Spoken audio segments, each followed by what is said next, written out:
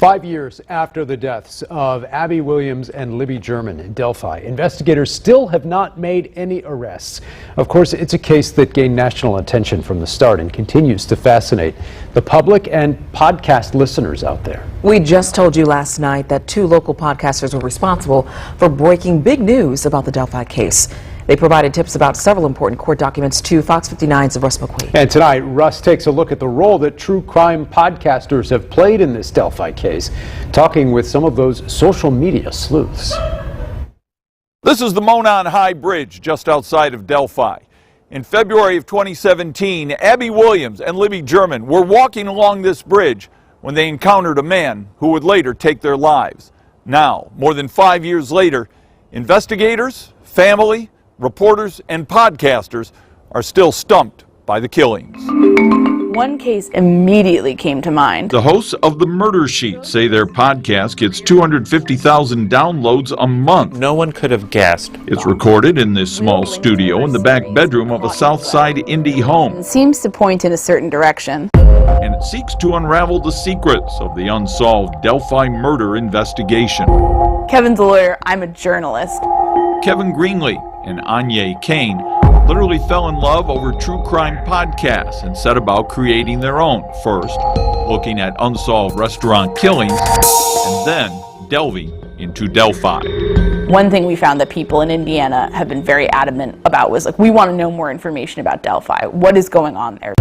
Over time, the couple looked at what had been reported, followed up on promising leads, developed a few sources, and then The latest run of news around the Delphi murders kicked their investigation into high gear after our story last December. all started with a single account name, When it was revealed police were investigating Kegan Kline Anthony_Shots. as the man behind Anthony Shots, a social media persona who, it was later learned, was talking back and forth with Libby German the night before she died.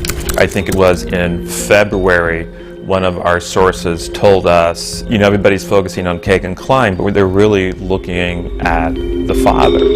That tip was borne out a couple weeks later when Greenlee stumbled upon a pair of transcripts from jailhouse interviews with Kegan Kline that were inadvertently posted on a court website. What we have here in our hand is the 194-page transcript of an interview between Kegan Kline and 2 police officers immediately after his arrest on a variety of charges related to child sexual abuse materials and obstruction of justice.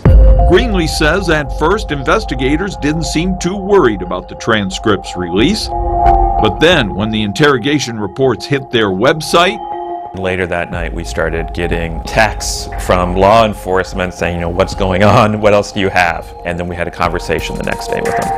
What this transcript and our release of it did was basically set off a wave of responses from people in the Peru community, in the Delphi area.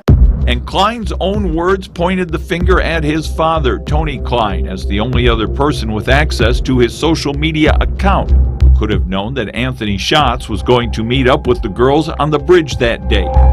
At the same time, police said cell phone tracing put Kegan Kline back home in Peru at his grandparents' house, about 40 miles away. We're going to get to the bottom of this. Carroll County Sheriff Tobe Lesenby has been at the center of the Delphi investigation since the day before the girls' bodies were found.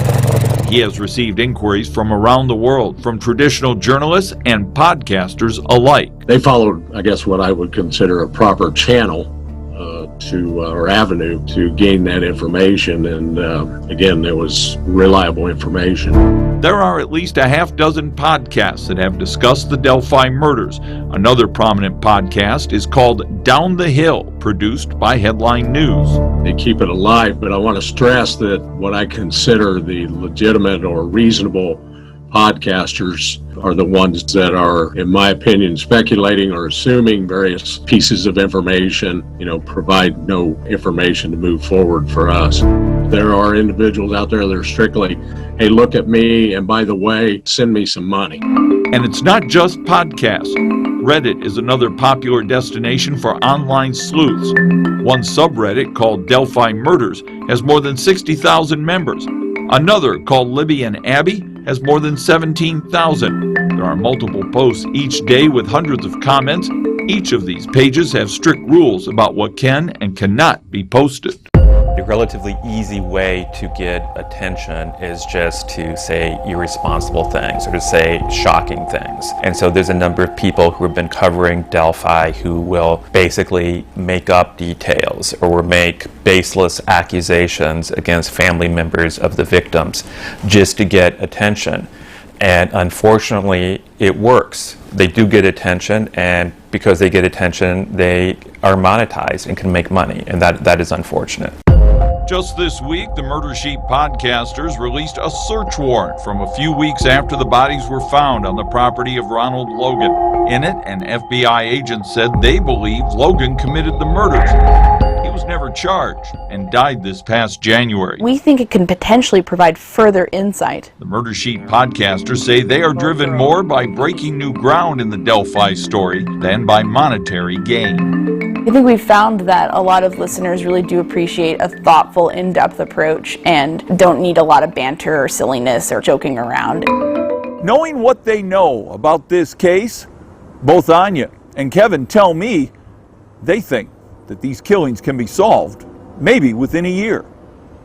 On the Monon High Bridge just outside of Delphi, Russ McQuaid, Fox 59 News. Russ, thank you. Investigators have received thousands of tips over the past 5 years, but still no arrests in this case. If you know anything that could help find Abby and Libby's killer, please send that information to the contact information that you see right here on your screen.